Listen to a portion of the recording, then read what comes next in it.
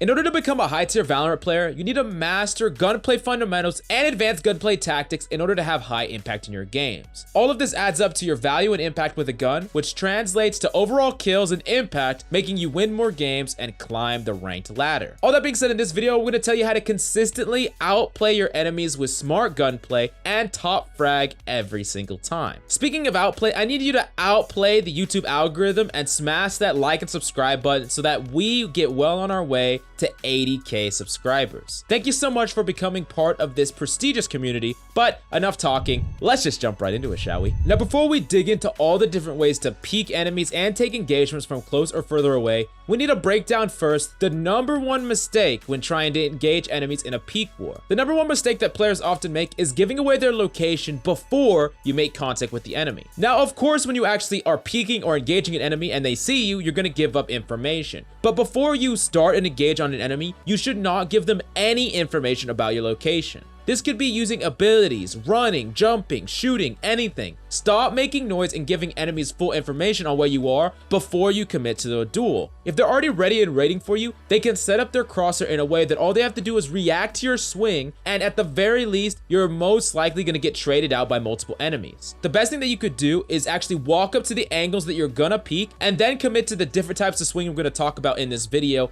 But don't run up to the angle and give away all your information before that, because then you lose the element of surprise and enemies can be prepared to punish you. Now, the next thing that you need to absolutely learn if you want your peeking to be next level, every single pro knows this, and this is the silent jiggle peek. Essentially, what you need to know is that unless you commit to a full speed step all the way, you will not make any noise. What I mean by that is if you try running in one direction for just a half a second, instantly press the shift button or whatever your walk button is, then it will actually boost you forward a lot quicker, but it won't make the noise. Now, why does this matter? Well, essentially, if you practice, you can jiggle peek corners with your gun out and peek it incredibly fast, but still not make any noise. Essentially, what you're going to be doing is run jiggling out and back, but in between the half step, you're going to be incorporating a walk into this. Essentially, what this does is animation cancels the sound. I know that's really weird to say, but that's essentially what it does, and it allows you to quickly peek a corner without giving up information. You see, peeking a corner at sprint speed is incredibly powerful, but if you give up your location before you swing, then all the downsides that we talked about before, which is giving up your information before you swing, can come into play. On top of this, if no enemies are actually there, you give up precious information to enemies that could be waiting for you to swing for them to counter swing onto you. The thing about mastering this jiggle peeking technique is it allows you to quick peek an enemy using that peeker's advantage and really rapidly engaging on them. But if no one is there, you don't have to fire and you still didn't give up any information.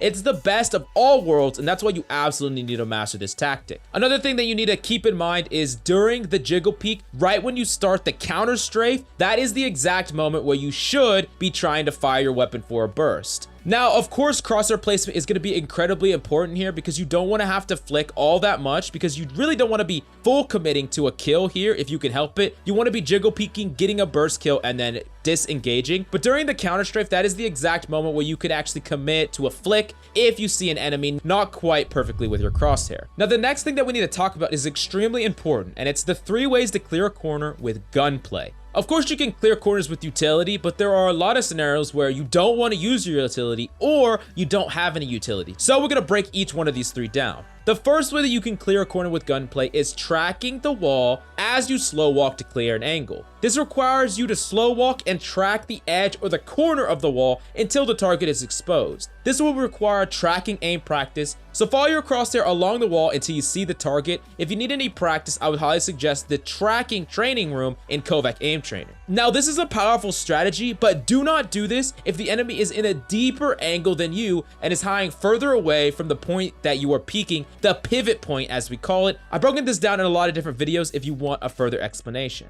Now, the reason that this is important is that the enemy, if you're slow peeking the angle and they're deeper along the pivot point of the angle, they will be able to see you before you see them. And because you're slow walking, they'll be able to shoot you and you're going to take damage and die before you're actually going to come into contact with them So that's a really important thing to understand. You should be trying to distance yourself from the angle as much as possible before you peek the corner. Now, the next big way to clear an angle with gunplay is the jiggle peek strategy that we talked about before. You can cleanly peek an angle or a corner with that peeker's advantage and speed to peek an enemy with all the benefits that go along with it without alerting the enemies of your location if the enemy actually isn't in that corner. Now, of course, what you're going to need to do is walk all the way up to the angle and then utilize the jiggle peeking tactic in order to peek the enemy and try to kill them. Now, you need to have perfect crosshair placement for this tactic and be ready to flick, like we said before, as you counter strafe to move so you could peek that perfect headshot. Unlike peeking someone at longer ranges, at a closer range, if you just peek them and back off,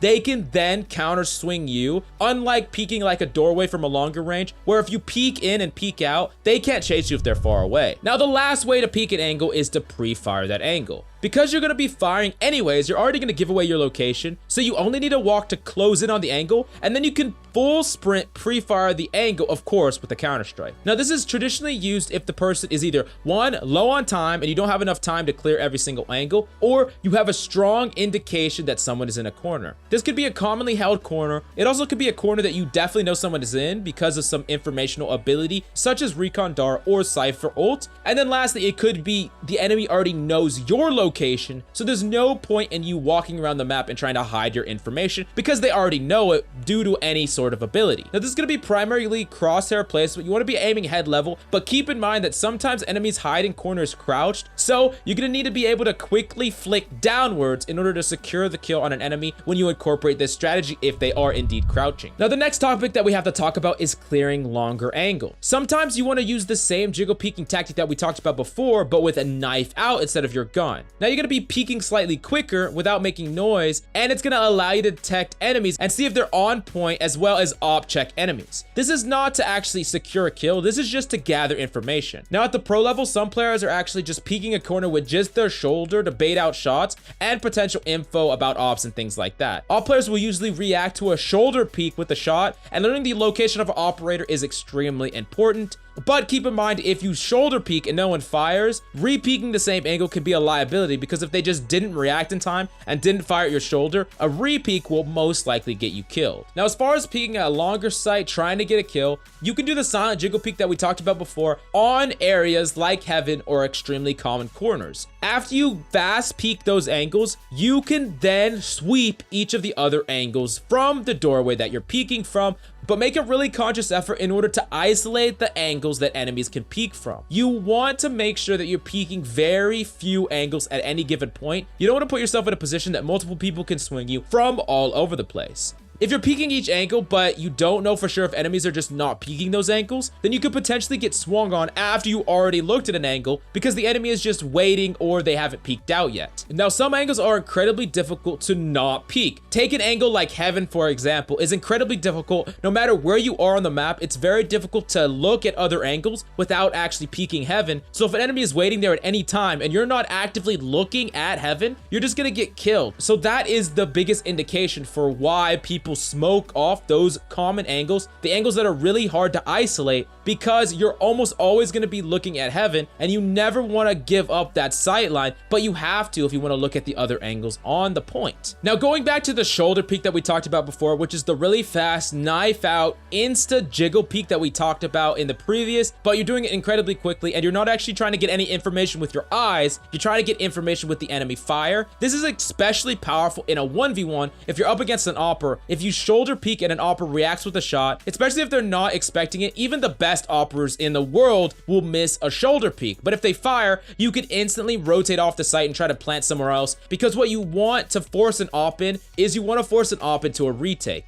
You don't want to be trying to full commit to a rifle versus an op battle, because that is one that you're almost always going to lose, but you definitely still need to gather information. So this is a tactic that you would use only if you have no other forms of smoke or anything like that, and you're up against an operator and you're trying to gather information. Using the shoulder jiggle peek is something that is extremely powerful. Now, moving on to the last topic that we have for you on the video, but perhaps the most important, and this is just winning duels straight out. Now, every engagement starts with expert crosshair placement, which on a basic level will let you win far more gunfights. I'm sure most of you already know the fundamentals of crosshair placement, but TLDR, it's just aiming head level. Now, something that a lot of people mess up on though is you need to accommodate your crosshair placements for potential high grounds, enemy elevation, or your own personal elevation. You see, crosshair placement is not static character height from the ground that you're currently on. You need to adapt it towards potential enemy swing angles. This is why map knowledge and common enemy peak spots and power angles is so important for you to learn so that you can put your crosshair at the actual head level and the actual perfect spot to where they're going to swing to. The idea here is that you have to move your mouse as little as possible when an enemy is swinging you.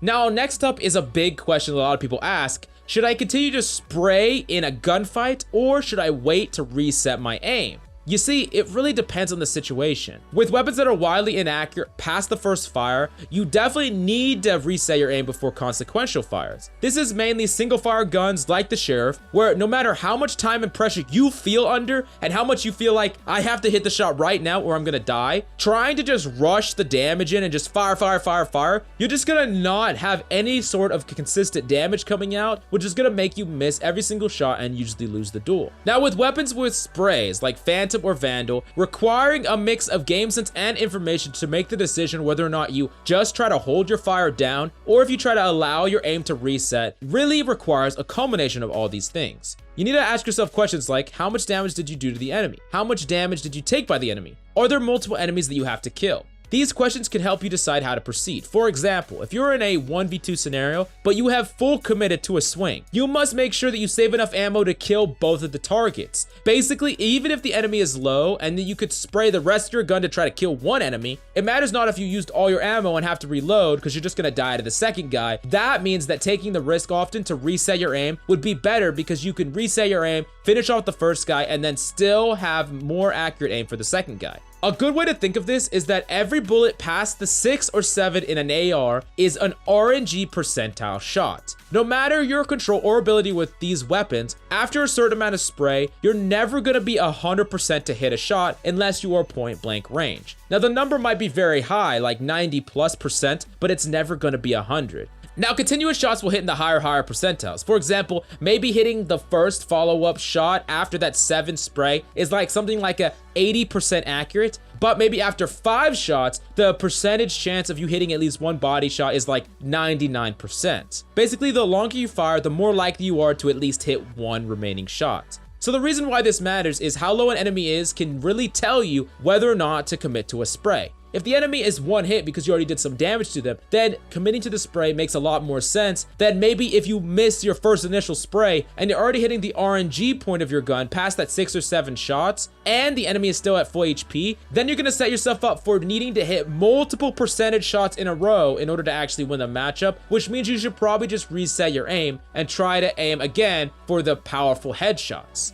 Now, this whole concept is more of a feeling than just something that I can logistically tell you on paper, but at least now you understand the core principles. So now you can think critically about it. So when you've decided to fully commit to a spray, and in what scenarios did you win or lose them, and then adapt your play with time and experience. Anyways, do me a huge solid and smash that subscribe button if you want to make sure that you don't miss out on any news, in-depth guides, or anything else we have to offer. Thank you so much for coming along. I'm Coach Mills, and until next time,